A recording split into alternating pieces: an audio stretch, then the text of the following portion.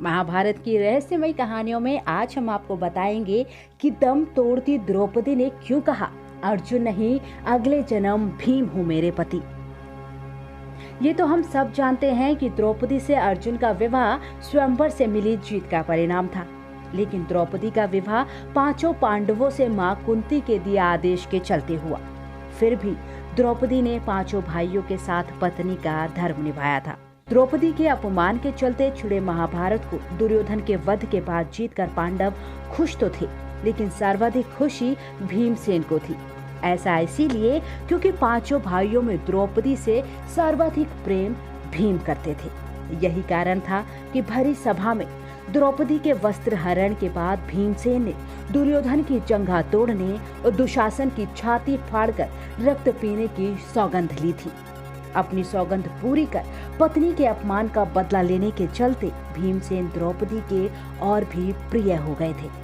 यही कारण था कि द्रौपदी ने स्वयंवर में अर्जुन को पति के तौर पर जरूर चुना, लेकिन पूरी उम्र वो भीम को ही ज्यादा पसंद करती रही। अंत समय में भी उन्होंने अर्जुन के बजाय भीम को ही अगले जन्म में अपने पति के तौर पर प्राप्त करने की इच्छा जताई। पांचों पांडव जब स्वर्ग की कठिन यात्रा कर रहे थे तो सभी चाहते थे कि हम सशरीर स्वर्ग पहुंचे। महाभारत की कथा के अनुसार पांचों पांडव, द्रौपदी और एक कुत्ता आगे चलने लगे। बद्रीनाथ से आगे बढ़ने पर सरस्वती नदी पार करने में द्रौपदी असहाय हो गई, तो भीम ने बड़ी सी शिला उठाकर बीच नदी में फेंक दी। इस पर चलकर द्रौपदी सरस्वती नदी पार कर सकी। कहा जाता है कि उत्तराखंड के इस माड़ा गांव में आज भी सरस्वती के उद्गम पर यह चट्टान दिखती है। इसे अब भीम पुल कहा जाता है।